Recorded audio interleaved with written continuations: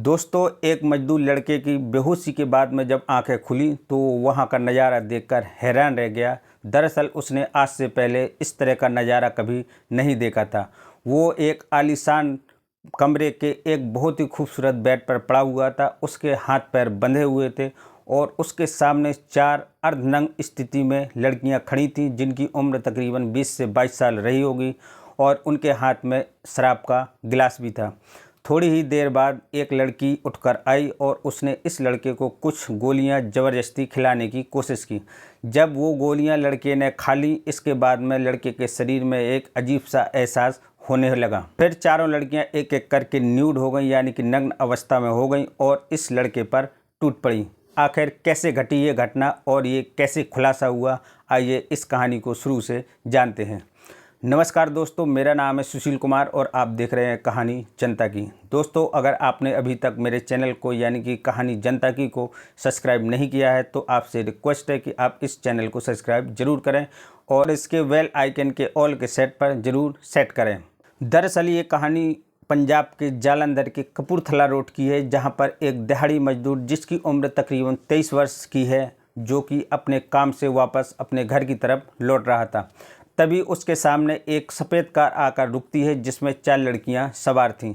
जो driving seat पर लड़की थी उसने एक पर्ची निकाली और उस दिहाड़ी मजदूर को थमाकर कहा कि जो इसमें पता लिखा है वो आप हमें बता दो। जैसे ही वो दिहाड़ी मजदूर उस पर्ची को पढ़ने लगा, पीछे बैठी एक लड़की आई और उसने कुछ नशीला स्प्रे उसके मुंह में छिड़क दिया, जिसकी वजह से उसकी आंखों से कुछ दिख नहीं रहा था और धीरे धीरे वो अपने सेंस से बाहर होता जा रहा था। तभी 2 लड़कियां नीचे उतरीं और उन्होंने उस लड़के को उठाकर अपनी कार में अंदर डाल लिया। जब लड़के ने इसका विरोध करने की कोशिश की तो उन्होंने इसका मुंह दबा दिया और बाद में इसका मुंह बांध दिया।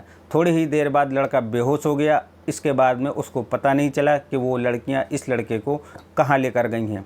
जब इस लड़के की बेहोशी टूटी, यानी कि ये अपने सेंस में आया, तो ये देखता है कि वो एक आलीशान महल जैसे घर में एक बहुत ही अच्छे खूबसूरत बेड पर पड़ा हुआ है और उसके हाथ पैर बंधे हुए हैं। सामने देखता है कि वो 4 लड़कियां खड़ी हुई हैं और वो सेमी न्यूड स्थिति में है और उन चारों के हाथों में शराब का गिलास था और वो पूरी तरह से नशे में थी। जब ये लड़का उनके सामने गिड़गिड़ाने लगा और छोड़ने के लिए कह रहा था, तब वो लड़कियां हंस रही थी और एक लड़की ने उठकर इसके पास आई और इसको कुछ नशीली दवाएं खिलाईं। ज़बरदस्ती जब नशीले दवाएं खिलाईं तो इसके थोड़ी ही देर बाद लड़के के शरीर में कुछ अजीब सी हलचल शुरू हो गई। इसके बाद में लड़कियों ने एक एक करके कपड़े उतारने शुरू कर दिए और 2 लड़कियों ने मिलकर इस लड़के के भी कपड़े उतारे और इसको शराब भी पिलाई। जब लड़का दिहाड़ी मजदूर पूरी तरह से नशे में हो गया तो ये एक एक करके चारों लड़कियां उसके साथ शारीरिक रिश्ते बनाने लगीं। चारों ने एक एक करके उसके साथ में बलात्कार किया और इसके बाद में जब उस लड़के का दिहाड़ी मजदूर का नशा थोड़ा कम होने लगा और वो उससे छोड़ देने की भीख मांगने लगा, गिड़गिड़ाने लगा और कहने लगा कि मैं शादीशुदा हूँ और मेरे बच्चे भी हैं, आप मुझे यहाँ पर क्यों उठा के लेके आए हो, आप मुझे छोड़ दो। जिस पर लड़कियों ने उसे धमकी दी और चुप रहने के लिए कहा। लड़कियां हवस में इतनी अंधी हो चुकी थी कि उनको अच्छा और बुरा कुछ भी समझ नहीं आ रहा था। लड़का बार बार उनसे गिड़गिड़ा रहा था, लेकिन लड़के की एक भी बात वो लड़कियां नहीं सुन रही थी। इसके बाद में लड़कियों ने फिर से इस दिहाड़ी मजदूर को शराब पिलाई और इसके बाद में फिर लड़कियों ने आपस में एक दूसरे से कंपटीशन किया और उन्होंने आपस में शर्त लगाई कि कौन कितनी देर तक इस लड़के के साथ टिक सकता है। सारी लड़कियाँ एक दूसरे से कभी पंजाबी में बात करती थी, कभी अंग्रेजी में बात करती थी। इससे पता लगता है कि वो लड़कियां किसी हाई प्रोफाइल घर की हैं और किसी अमीर बाप की बिगड़ी औलादें हैं। जब लड़कियां एक दूसरे से कंपटीशन करके उसके साथ अत्याचार कर रही थी, इसके बाद में जब इन लड़कियों का मन नहीं भरा तो ये एक साथ चारों लड़कियां उस लड़के पर टूट पड़ी। जब लड़कियों ने लगातार इस लड़के के साथ कई घंटों तक इसके साथ में शारीरिक रिश्ते बनाए तो लड़का बीच में लगभग 2 बार बेहोश भी हो चुका था। 3 लड़कियां इसके साथ बलात्कार करती और चौथी लड़की इन सभी का वीडियो बनाती थी। उन सभी ने मिलकर बारी बारी से रेप भी किया और साथ में वीडियो भी बनाए।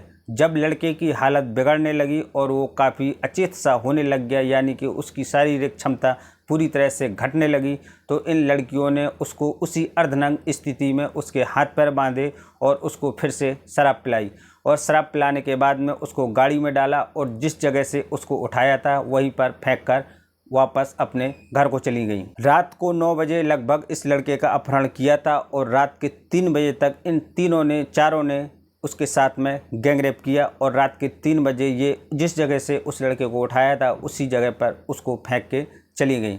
जब लड़के को थोड़ी देर बाद में होश आया तो उसने सोचा कि मैं पुलिस में जाके कंप्लेन करा दूं, लेकिन तभी उसको ख्याल आया कि कहीं ऐसा ना हो कि मैं पुलिस के पास जाऊं और पुलिस मुझे उल्टा ही फंसा दे।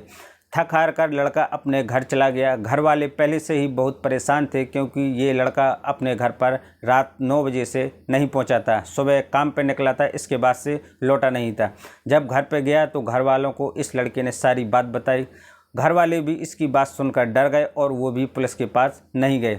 अगले दिन स्थानीय मीडिया को जब इन्होंने जानकारी दी तो मीडिया वालों ने आकर इनसे पूछा तो लड़के ने सारी कहानी बताई। उसने बताया कि मेरी उम्र लगभग 23 साल है और मैं शादीशुदा हूं और उसके बच्चे भी हैं। वो एक चमड़े की फैक्ट्री में काम करता है और वहां पर वो 400 रुपये दिहाड़ी के कमाता है। जब वो फैक्ट्री से काम करके वापस आ रहा था तो तभी रास्ते में एक सफ़ेद कार आकर रुकती है और उसमें से एक लड़की उससे एक पर्ची देती है और उस पर लिखे एड्रेस को पूछती है। तभी पीछे से एक लड़की आकर उसके मुंह पर कुछ स्प्रे यानी कि कोई विषैला पदार्थ फेंकती है, जिसकी वजह से वो बेहोश हो जाता है और उसको 2 लड़कियां उठाकर गाड़ी में डालती हैं। इसके बाद में उसका मुँह बांध देती हैं और फिर उसको वो एक अच्छे से मकान में यानी कि किसी कोठी में ले जाती हैं और उसके साथ में वो रेप जैसी घटना को अंजाम देती हैं।